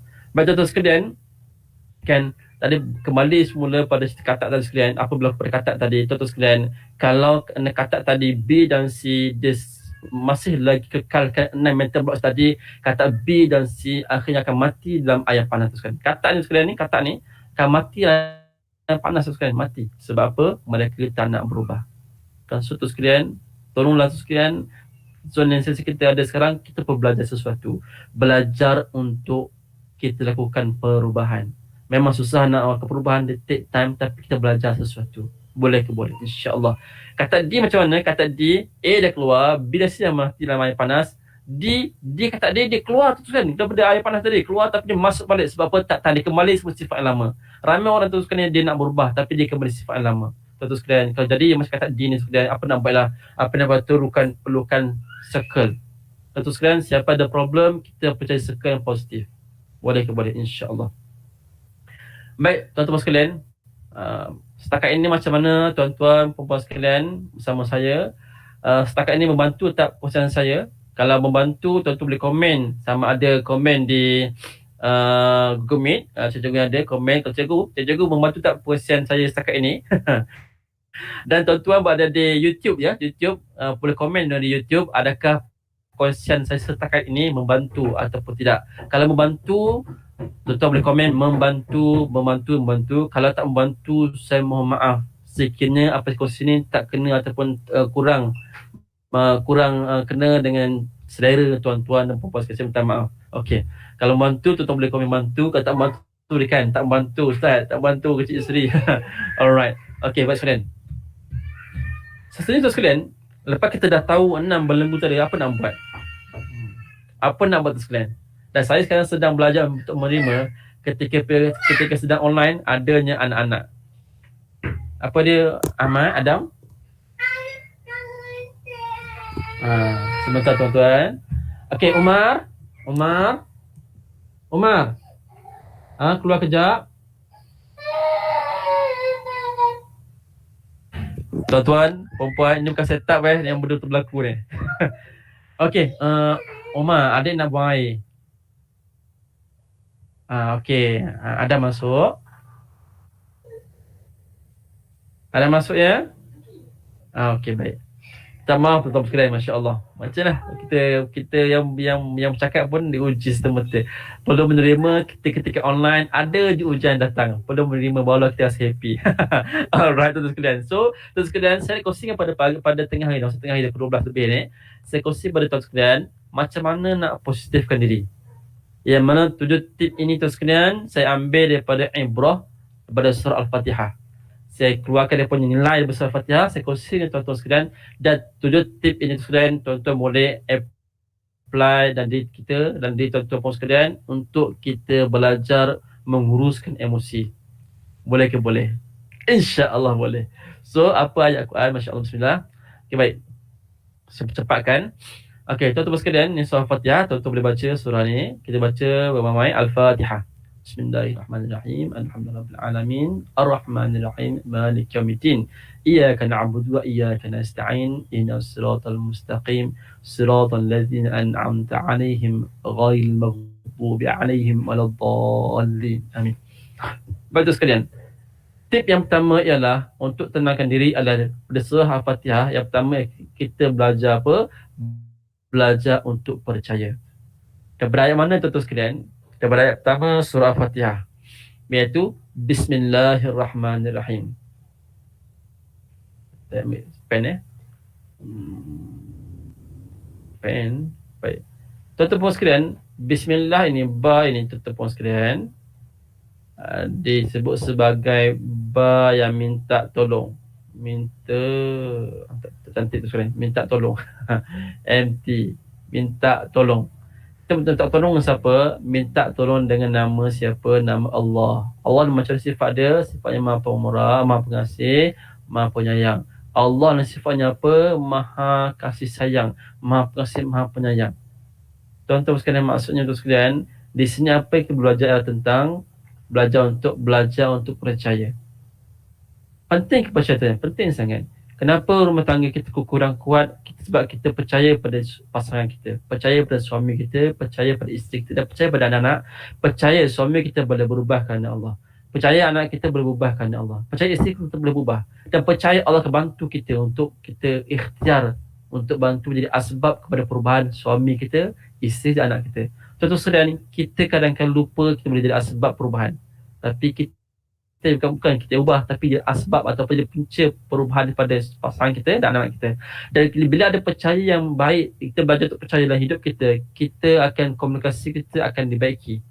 Baik. So apa yang kita belajar pada ayat-ayat ini? Yang pertama ialah kita akan tolong dan percaya sebenarnya, dan percaya apa yang berlaku dengan izin Allah Subhanahu Wa Taala, dan Allah macam mana sifat penyayang dan sebesar-besar perkara sekecil perkara. Maksud sekalian, Ar-Rahman ini luas, Ar-Rahim ini kecil. Maksudnya apa kita beri ibrahnya, nilai kita ambil ialah kita minta tolong pada Allah dalam sebesar-besar perkara, dalam sekecil-kecil perkara. Sebab itu tuan sekalian, betulkan niat kita. Okay. Maksud sekalian, tindakan kita ialah kita betul-betulkan niat kita setiap hari. Ya Allah, hari ini kau jadi umat kerana Allah. Ya Allah, jadi seorang ayah kerana-Mu. Ya Allah, ya Allah, aku jadi anak aku kerana-Mu. Ya Allah. Cikgu bersama kita mengajar ini kerana Allah. Belajar kerana ikhlaskan hati. So betulkan ni adalah kita belajar untuk apa? Belajar untuk ikhlaskan hati. Lepas tidak penting, apa yang niat yang kita buat, itu yang akan berlaku. So apabila kita belajar betulkan niat, yang kedua kita sedang belajar untuk betulkan fokus kita. Anak kita lah fokus masa tu. Kan nak dia belajar ke ataupun nak dia tertekan? Mana satu yang kita nak? Kan anak kita ni macam belajar macam mana? Kan kita bila betulkan niat kita akan betulkan fokus kita, dan kita akan tahu apa big why kita. Apa sebab penting kita nak anak kita berjaya? Apa sebab penting kita anak-anak kita belajar?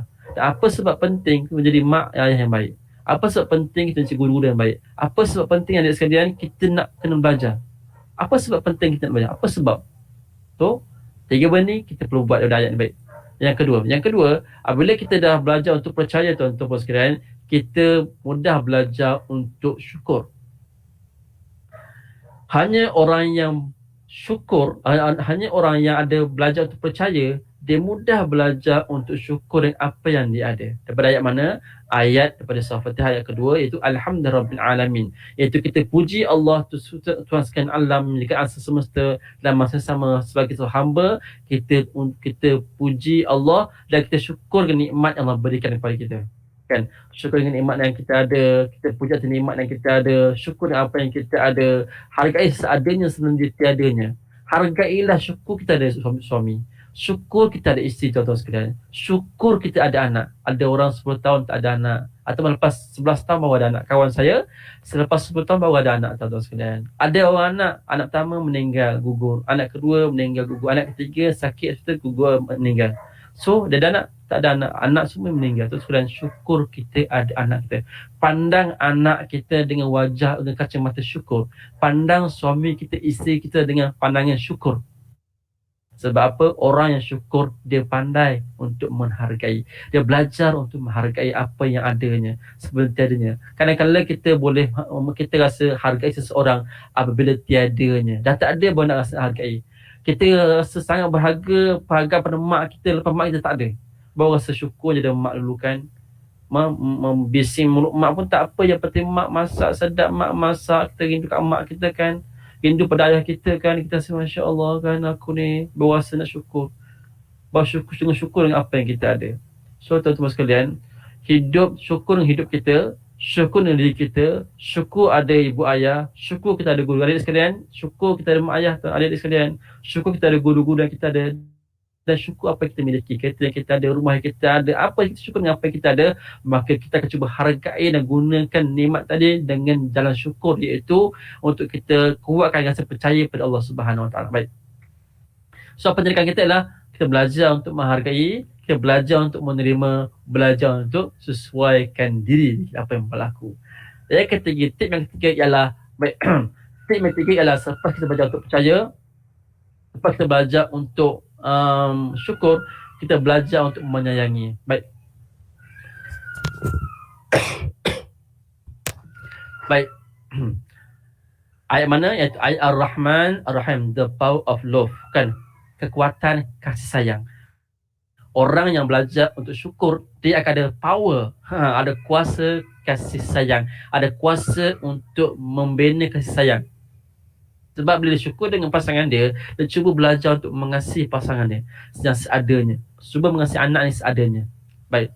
So belajar tentang 4M. M yang pertama ialah bila dengan pasangan kita, nak tengok pasangan kita, anak kita yang Masya Allah kan, kita sudah belajar untuk menerima. Sekarang kita belajar yang 4M, iaitu belajar menahan marah. Tuan-tuan sekalian, menahan marah ini bukan tak boleh marah, boleh marah tapi kita hadkan, kita marah pada tempatnya, atau marahnya paling last sekali baru kita marah. Ataupun menahan marah ialah maksudnya kita cuba belajar untuk menguruskan marah kita ini. Daripada marah setengah jam kepada 10 minit, kepada 10 minit kepada 5 minit, 5 minit marah 2 minit marah, kemudian dah cool down, kemudian kita akan rasa lepaskan, kemudian kita rasa nak buat apa, kita cari apa solusi nak buat, menahan marah. So yang pertama sekalian, tolonglah menahan marah dengan pasangan kita, kan? Tolonglah menahan marah dengan anak-anak kita. Yang kedua ialah kita belajar untuk memaafkan. Maafkanlah pasangan kita, maafkanlah anak kita, dan tolong belajar untuk minta maaf jika kita silap. Seorang suami yang minta maaf pada isterinya itu gentleman. Dia berani untuk, kalau suami yang tak nak minta maaf pada isterinya, itu mental lah kan. Minta maaf tuan-tuan. Okey, so kita sedang belajar. Isteri pun sama. Kita sebagai seorang mak atau ayah, seorang mak, kita perlu minta maaf pada anak kita silap. Kakak minta maaf, Umi tadi Umi silap. Umi termarah kakak tadi, tapi sebenarnya Umi nak tegur kakak, lepas tu kakak buat macam ni, bukan macam ni. Yang ni kakak rasa yang dengan ni, yang ni macam tu betul. Yang ni okey. Kalau yang tadi dengan sebelum tu, mana yang Allah suka? Mana yang rasa lebih selesa? Yang ni okey. Kalau yang ni selesa, macam kita ajar anak kita untuk berfikir. M yang kedua ialah memaafkan. M yang ketiga adalah memberi tanpa syarat. Sebab kita menahan marah, memaafkan dan memberi tanpa syarat. Yang ketiga adalah kita memberi tanpa syarat. Kita menyayangi anak saya kita tanpa syarat, tanpa membezakan. Yang ni sayang, ni tak sayang. No. Sayang maksudnya kita memberi keperluan daripada anak kita ataupun kasih sayang ini bukan melihat kepada siapa yang pandai. Yang pandai sayang, tak pandai kurang sayang. No, sebab anak kita ada kompetensi yang berbeza. Dan tak boleh kita nak ajar dan tak boleh nak paksa seekor kera untuk dia untuk expert untuk berenang, tak boleh. Tak boleh nak ajar seekor ikan untuk expert manjat. Sebab apa? Sebab berbeza potensi, berbeza kemahiran, berbeza di karakter dia. So memberi tanpa syarat atau minta dibalas. Kita memberi pada isteri kita, suami kita tanpa syarat. Iaitu kita menerima mereka seadanya. Yang keempat, yang keempat adalah mendoakan mereka. Tolong tuan-tuan sekalian, untuk anak-anak kita, untuk pasangan kita, tolong doakan mereka. Boleh ke boleh? InsyaAllah boleh. Never give up. Okay, yang keempat tuan-tuan sekalian. Yang keempat adalah kita belajar untuk lebih sabar. Orang yang belajar untuk percaya, orang belajar untuk syukur, orang belajar untuk menyayangi, dia mudah belajar untuk sabar. Sabar. S-A-B-A-R. Sabar apa berlaku ada redha. S sabar, A apa B berlaku, A ada R redha. Sabar apa berlaku ada redha. So ada tiga jenis kan. Okay, maksudnya daripada ayat keempat surah Fatihah, iaitu Malik Yawmiddin. Maksudnya kita nak mengejar akhirat. Maksudnya kita nak bawa suami kita, anak-anak kita, isteri anak kita ni untuk sampai ke Yaumiddin, hari pembalasan. Itu hari akhirat atau hari pembalasan, tempat di mana ke syurga ataupun ke neraka. So maka tu sekalian, kita confirm bahawa anak-anak kita, pasangan kita ke syurga. Maka tuan-tuan sekalian, untuk itu kita perlukan belajar untuk lebih sabar. Sebelum ni dah sabar dah sebelum ini. Sekarang ialah kita nak belajar untuk lebih sabar. Dengan adanya syukur, adanya menyayangi tadi, kita belajar untuk lebih sabar. Ada tiga jenis sabar yang disebut dalam Al-Quran dan tafsir. Okay? Yang pertama, sabar untuk buat kebaikan. Bila kita nak berubah tuan sekalian, kita perlu sabar buat kebaikan. Sabar untuk buat baik. Sabar untuk buat baik pada isteri kita. Sabar untuk buat baik pada suami kita. Sabar untuk buat baik pada anak. Sebab apa? Kadang-kadang nak buat baik pun ada ujiannya. Betul-betul kan. Yang kedua ialah kita sabar untuk meninggalkan keburukan kita. Sabar meninggalkan keburukan mulut kita, suka mencarut, suka mengumpat, suka mengata orang, suka fitnah orang, suka maki hamun, suka mengeluarkan kata-kata yang negatif. Sabar meninggalkan keburukan yang kita ada. Kita belajar sabar meninggalkan maksiat kita, keburukan. Sabar. Yang ketiga adalah sabar atas ujian atau musibah yang menimpa. Baik. Tip yang kelima tuan sekalian. Selepas kita dah belajar untuk lebih sabar, yang kelima ialah kita belajar untuk sedar diri. Hanya orang yang belajar untuk sabar, dia boleh belajar untuk sedar diri dia. Dan hanya orang yang sedar diri yang boleh belajar untuk sabar. Terbalik tak? So, maksudnya, orang yang belajar untuk sedar diri ni, dia mudah belajar untuk percaya, belajar untuk syukur, belajar untuk menyayangi dan belajar untuk sabar. Kan? So apa ayat yang kelima dalam surah Fatihah, iyyaka na'budu wa iyyaka nasta'in. Mungkin pandangan ulama tu sekalian, ayat ini adalah ayat yang center dan ini ayat yang utama, disebut sebagai apa ni? The key of ayat Quran adalah ayat ini. The key of Al-Fatihah letak pada ayat kelima. Itu iyyaka na'budu wa iyyaka nasta'in. Sebab tu hanya orang sedar diri dia boleh belajar untuk percaya. Hanya orang sedar diri dia boleh belajar untuk sabar, syukur. Hanya orang sedar diri dia boleh belajar untuk menyayangi. Dan hanya orang yang sedar diri dia akan belajar untuk sedar diri. Alright. So apa nak buat tadi tu sekalian, yang pertama, kita sedar kita ni hamba, sedar kita ni siapa, sedar apa tanggungjawab kita dan sedar apa yang telah kita lakukan sebelum ini dan kita perlu muhasabah diri. Alright. Yang keenam ialah kita belajar untuk baiki diri kita. Okay. Tuan-tuan sekalian, kita boleh tengok video ni. Ya, video ni yang boleh on atau on.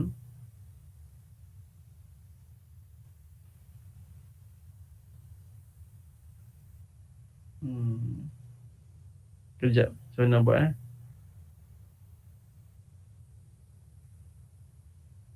Alright, okay. Video ni, so mungkin pernah tengok video ni di YouTube.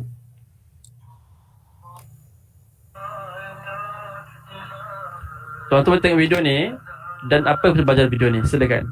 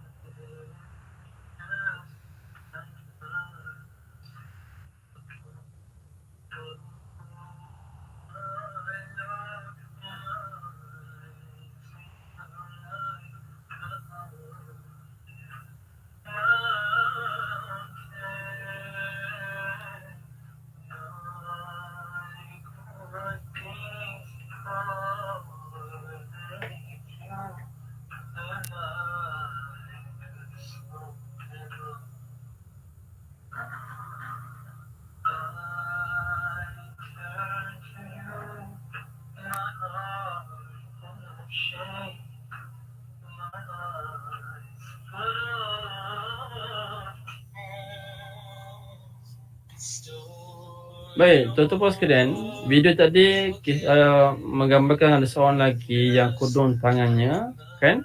Tapi tuan sekalian, daripada zahirnya, lelaki ini dia belajar menerima apa yang berlaku pada diri dia, nikmat yang dapatkan di saat di tangan, dan belajar menyesuaikan diri dia, dan dia teruskan kehidupan macam biasa sesuai dengan apa yang dia ada. Tak kira ujian macam mana, kita berdepan, dia tolong isteri dia, anak-anak dia raikan anak-anak dia. Kemudian yang paling penting itu sekalian, dia ada iaitu ada apa? Ada tentang percaya dan syukur. Syukur sedari dia siapa, dia percaya rezeki datang pada Allah, dia percaya anak isteri datang pada Allah, maka dia sujud pada Allah Subhanahu Wa Taala. Maka tuan-tuan sekalian, video ini saya nak bawa pada tuan-tuan sekalian tentang apa? Menerima apa yang berlaku dan kita sesuaikan diri menyesuaikan dengan apa yang berlaku, dan elakkan dan menolak apa yang berlaku, dan elak menyalahkan suasana, sebab kita hanya mampu ubah apa yang kita lakukan, bukan orang lakukan. Alright. So sekalian, yang keenam ialah kita belajar untuk baiki diri. Tuan-tuan bertulis, tuan-tuan pun sekalian, nota, adik-adik sekalian tulis, kita belajar untuk baiki diri kita. Baik. Lepas kita dah belajar untuk sedar diri, hanya orang yang sedar diri, dia boleh fikir untuk baiki diri dia. Kan ayat mana? Ayat yang ke-6. Ihdinas siratal mustaqim. Ya Allah, tunjukkanlah kami jalan yang lurus, ya Allah. Kan? Tunjukkan jalan lurus maksudnya apa? Iaitu yang pertama, kita minta tunjuk jalan. Sebab apa? Nak cari solusi dan nak belajar sesuatu untuk COVID-19 ini. Contoh tu sekalian, kita berdepan dengan COVID-19 ini, kita ada yang tak ada kerja, ada yang kerja mungkin. Kita minta, ya Allah, ihdinas siratal mustaqim, ya Allah. Aku jalan, ya Allah. Aku tak nampak jalan, ya Allah. Macam nak hadapi dengan ujian ini, ya Allah. Maka bila kita mula untuk baiki diri kita, minta tunjuk jalan, ataupun kita minta diberikan kekuatan, ataupun apa ni, sebagai apa ni, diminta tunjuk solusi, maka kita akan cuba mencari apa yang kita nak buat. Dan apa yang kita nak buat, kita akan cuba belajar sesuatu untuk menyelesaikan masalah. Ada orang dulu dia mungkin kerja sebagai pilot, tapi dengan pilot dah kena buang kerja, terpaksa undur diri tempat jawatan sebagai pilot, terpaksa kena buang kerja sebagai pilot, maka apa yang belajar untuk apa kemahiran yang perlu belajar untuk mencari rezeki dia atau mendapatkan income bulanan dia. Maka dia buka gerai, dia belajar masak, mungkin pandai belajar buat marketing. Sebab apa? Mencari solusi. Sebab apa? Dia sedang belajar untuk menerima dan menyesuaikan apa yang berlaku.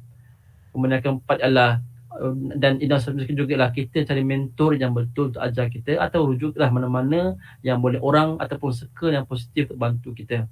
Alright. So tu sekalian, bila kita sedar diri, kita baru nampak ke mana kita nak pergi, baru nampak peluang macam mana kita nak buat.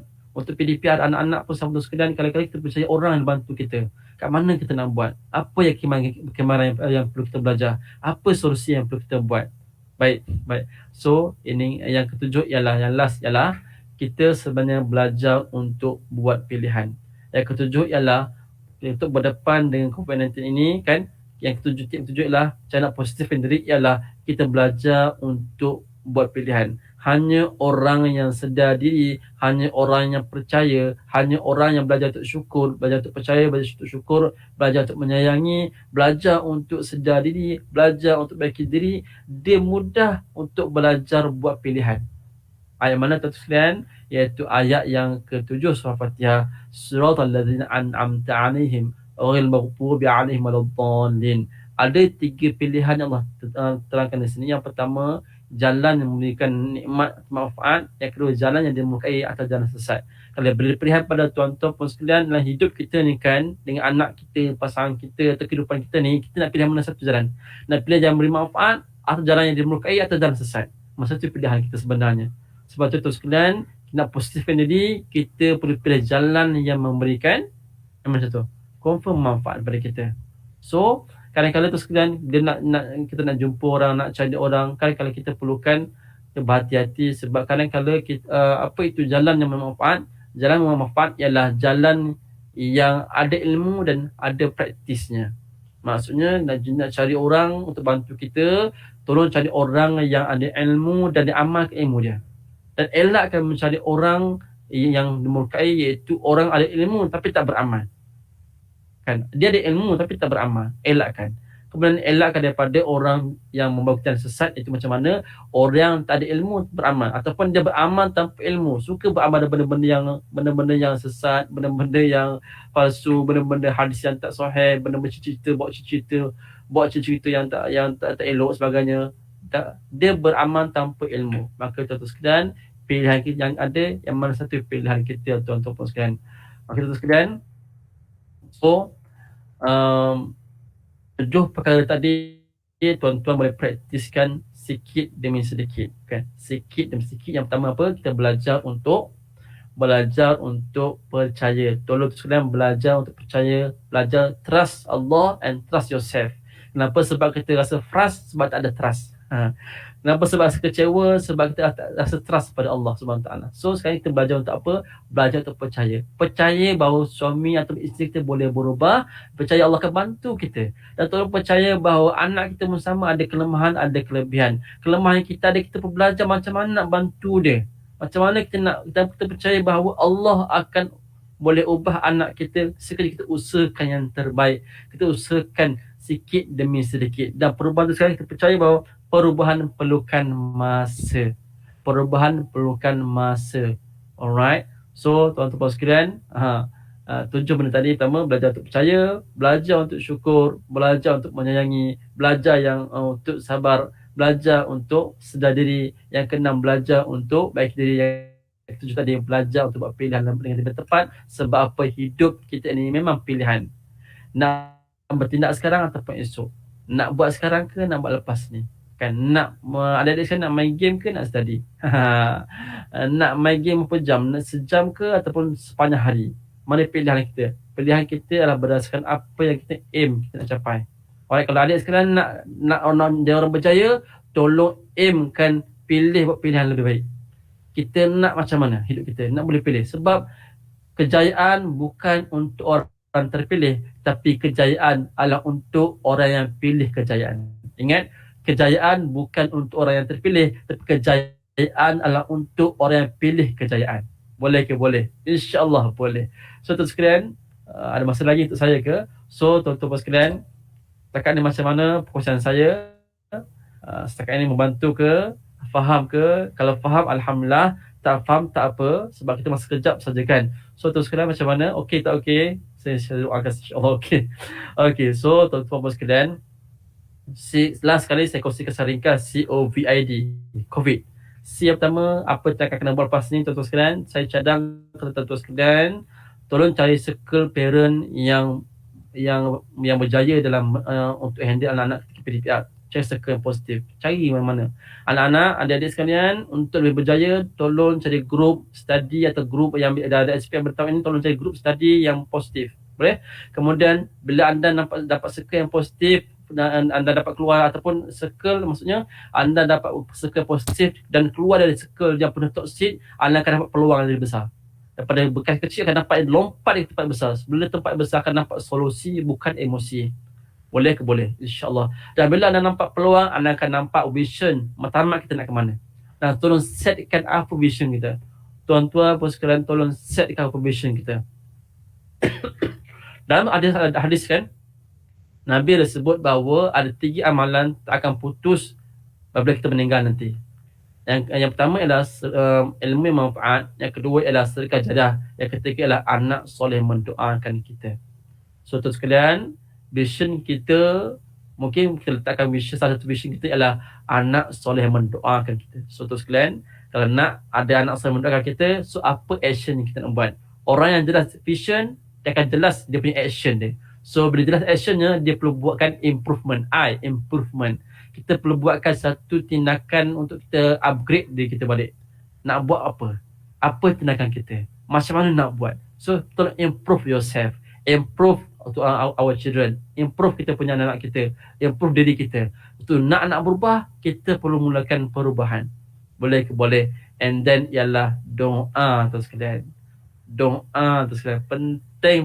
Penting doa tu sekalian. Nak kita buat perubahan, ingat, kita percaya bahawa yang memberikan kekuatan pada kita untuk sabar adalah Allah. Yang memberikan kekuatan kita untuk berlembut hati siapa? Allah. Yang boleh bantu kita untuk cari solusi siapa? Allah. Maka itu sekalian, ya muqallibal qulub, tsabbit qalbi ala dinik. Tsabbit qulubana ala dinik. Dulu pun boleh, tak ada masalah. So itu sekalian, jom kita menjadi orang yang terus ke depan dan ke depan, menjadi orang positif, insya-Allah. Baik. Kembali pada pentas kita, stop sharing.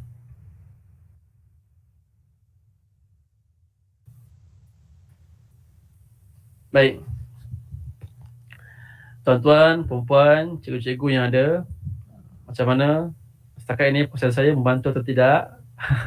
Atau ada sedikit komentar manfaat dapat daripada proses saya setakat ini? Cikgu macam mana yang berada di Google Meet? Jelas ke saya kongsi tadi? Ataupun ada apa-apa yang nak dikongsikan lagi? Sangat jelas dan sangat menyentuh. Sebagai ibu sangat tersentuh. Apa? Sangat jelas apa yang Cik Ushi cakap sangat menyentuh perasaan kami sebagai ibu lah. Kita tak pergi pada guru kita pergi pada ibu lah. Oh ya. Dua peranan kan, guru punya, ibu punya. Kalau itulah dia. Komen-komen saya bacakan yang dekat YouTube, sangat bermanfaat, sangat membantu saya sebagai ibu. Kepercayaan dan kebergantungan kita kepada Allah, belajar untuk mengikhlaskan hati dan niat, belajar untuk bersyukur. Sebagai ibu kita kena belajar untuk bersyukur dapat anak-anak yang orang kata cabaran kan. Betul. Sentiasa muhasabah diri untuk menjadi yang lebih baik. InsyaAllah. Satu lagi tuan-tuan, alhamdulillah. Satu lagi tuan-tuan sekalian, malam tadi saya ada buat live kongsi tentang ni kita masuk dalam kita punya cuma ni just sharing secara tak langsung tuan-tuan sekalian. Satu, kadang-kadang yang banyak merosakkan sistem komunikasi rumah kita dalam rumah tangga kita ialah adakala kita secara tak sedar sebenarnya tuan-tuan pun sekalian, kita pernah ajar anak atau install pada anak kita menipu. Saya minta maaf kalau necessity, saya minta maaf. Kita maaf. Okay.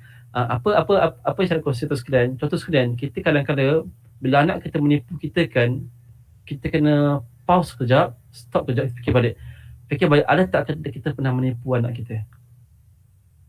Tak adalah, tak ada. Cuba cek balik. Pernah tak kalau anak kita masa anak kita kecil-kecil dulu kan, anak nak mainan, papa nak mainan, nak tu kan, mainan tu. Kita pasti macam mana budak ni nak buat Tak apa, nanti papa beli. Lepas tu sekalian, beli tak beli mainan tu? Tak beli kan? Sekalian, anak beli sesuatu, ayah tak boleh dipercayai. Dia punya trust turun. Kalau mak pula, ada salesman datang ke rumah, cakap mak tak ada. So anak bercakap kata, mak tak ada, mak dah tidur. Okey. Dan anak belajar apa daripada kita? Dia belajar bahawa itu teknik untuk menipu. Nanti kalau mak tanya, mana kakak, mana adik? Memang Kak Long? Cakap kakak tadi dah tidur. Umi, kakak dah tidur. Kakak dah tidur? Sama tak? Kita segeram tak macam tu? Sama juga. Ataupun pernah tak kita panggil anak kita nak minum ubat? Okey. Ni ubat. Nah, contoh berkait ubat ni. Okey, nak minum ubat ni bukan ubat. Ni sirap ni, dek. Ni sirap paracetamol kan. Minum ubat. Padahal ubat. Anak saya dan bila anak minum, anak tahu ni ubat. So dia belajar apa? Dia belajar secara tak langsung tentang bercakap tak benar. Dan sekalian, kenapa saya highlightkan perkara ini sekalian? Sebab kesannya sekalian sangat besar. Satu buku saya baca, buku ni atau buku sangat berharga untuk anak tuan-tuan sekalian. Saya baca satu bab ia tentang apa? Qaulan sadidan. Qaulan sadidan maksudnya apa? Itu berkata benar, berkata terus terang, berkata dengan benda yang betul. So tuan-tuan sekalian, disebut ada satu parent ni cerita tentang anak dia dah berkahwin bertahun-tahun, tapi daripada awal perkahwinan sampai anak dah beramai anak tu kan, ada 5 orang 6 orang, bergaduh je tu sekalian. Sebab apa tu sekalian? Sebabnya antara puncanya ialah punca daripada komunikasi yang tak telus daripada mak ayah, menyebabkan impact pada anak makin besar. Bila dia kecil, dia dah tak kurang trust pada mak atau ayah, dia kurang dengar apa yang cakap. Lebih percaya cikgu cakap, lebih percaya pada kawan cakap. Sebab apa? Kalau mak ayah cakap, dia dah tahu mak ayah dia akan tak telus. So sampai ke besar, dia ada masalah dari segi untuk percaya pada pasangan dia, untuk respect pasangan dia, tak respect. Sebab apa? Dia fikir mesti tipu ni. Dia mudah sangka buruk. Sebab apa? Sebab kita dah install secara tak langsung daripada kecil sampai sekarang. Sebab tu tuan-tuan sekalian, kalau anak kita kurang bercakap benar, kita cek balik diri kita, muhasabah diri, ada tak aku ini pada anak aku ni cakap tak betul. Tuan-tuan sekalian, betul kadang-kadang bila kita berjanji, kita tak tepati kan. Bukan tak nak tepati, tapi ada problem lain yang berlaku. So tuan kena buat apa? Kena berterus terang. Dan polis buku ni, saya bukan jual buku ni, bukan jual buku ni, saya cuma baca buku ni. Dia sebut pernah dia sekali anak dia buat satu perkara, dia nak reward anak dia. Dia kata, kakak nanti baba beli 2 mainan, satu kakak satu, adik satu, itu 2 mainan. Okey. So esoknya baba ni pergi ke kedai mainan tu ada tapi harganya mahal. Cik Rich, mahal mainan ni. Dia fikir, nak beli ke tak nak beli? Kan? Nak berseterang kakak ke ataupun nak kata mainan tak ada, padahal mainan ada. Dia kata tak boleh pula. Okey, sekarang dia beli satu mainan. Dia beli satu mainan, dia beli dulu dengan duit yang dia ada. Kemudian dia balik rumah. Cuma dalam perjalanan balik rumah tu dia fikir, dia nak cakap anak dia macam mana? Mainan tak cukup ke atau apa nak cakap ni? Kalau dia cakap mainan hanya satu je, dia risau anak dia menangis. Kan, dia risau anak dia menangis, mungkin mengamuk, mungkin tantrum kan. Dia risau. Tapi dia fikir balik, kalau dia fikir balik, tak apalah, biarkan aku menangis sekarang, bukan aku yang akan menangis masa akan datang.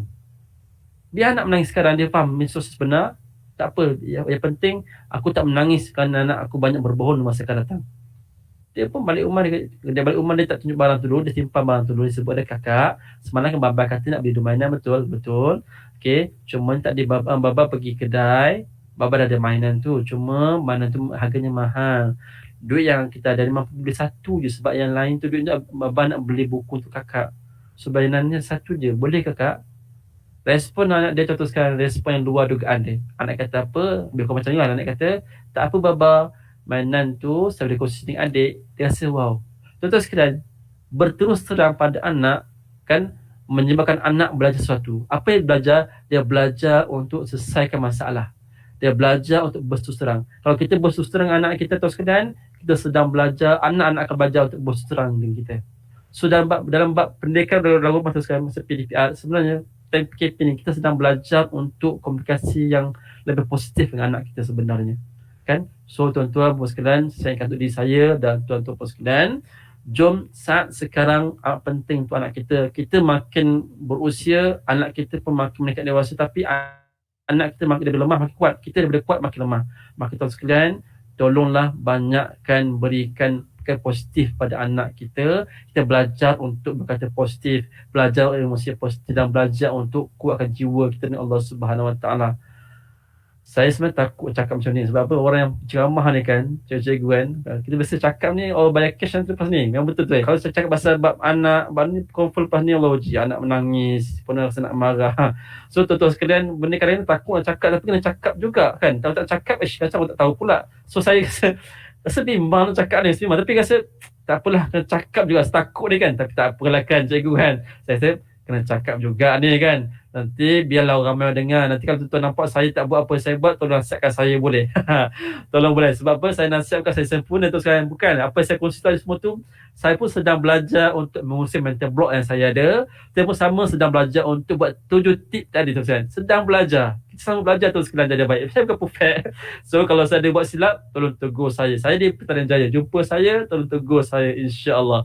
Cikgu saya rasa setakat tu je kot pesan saya. Saya serahkan pada cikgu. Tuan-tuan sekalian, tolong boleh komen pada ruang komen di YouTube, ruang komen.